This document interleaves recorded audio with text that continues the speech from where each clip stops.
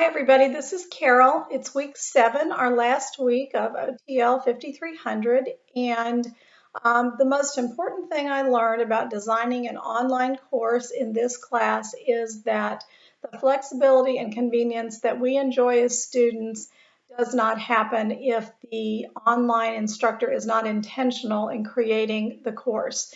That way back in week 2, Dr. Langhorst gave us an article to read called Creating an Effective Online Syllabus. And in the example that the person who wrote the article, I tried to figure out who wrote it and I honestly couldn't.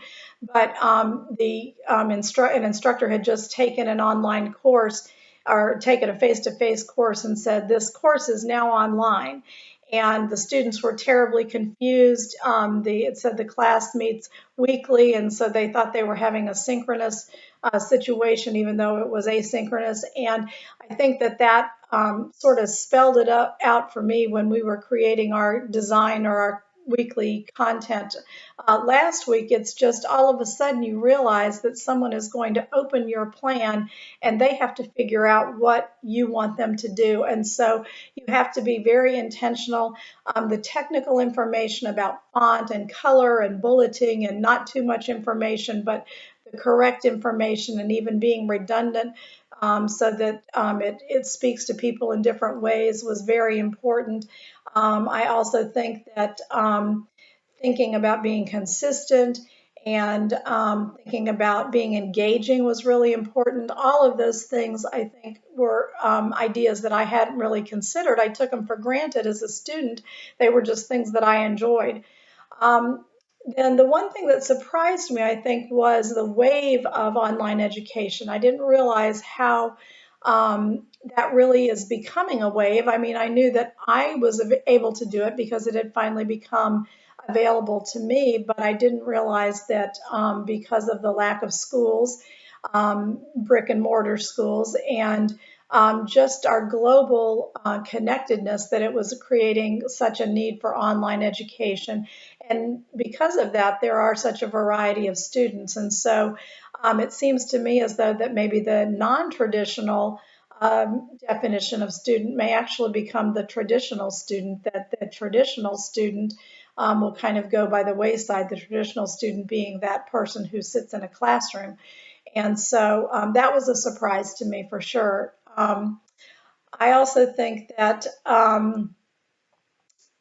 the thing that I would like to learn most, I guess, in the future might be what is going on with criteria for online teachers. I have talked about this with some of my friends. They wonder, well, what am I doing with this online teaching, these online teaching courses? And personally, I think that if you're going to teach an online course, you shouldn't be allowed to do that unless you've taken an online course. And I also think that there should be some consideration to um, teachers taking online training, teacher training, just like we had to do that before we were allowed to be certified in a classroom. Just like the example of the teacher who thought he could just drop his face-to-face curriculum into an online class, I think there should be some consideration for those who have had some training in online education. And I just wonder if that's something that's actually happening, or if, that NEA article that we read several weeks ago that said the time is ripe, if that's just a theory or just an idea and something that really hasn't come to fruition. So I would be interested in that as well. So I hope that that sort of answers. I was trying to keep it short. Mine are always so long. So I hope that I've answered enough. I'll certainly have things to say in the forum and other ideas, but I've certainly enjoyed working with everybody and I've enjoyed the class. I've learned way more than this video has indicated, and I'll enjoy working with several of you again in the next course. But I'll look forward to hearing what you have to say.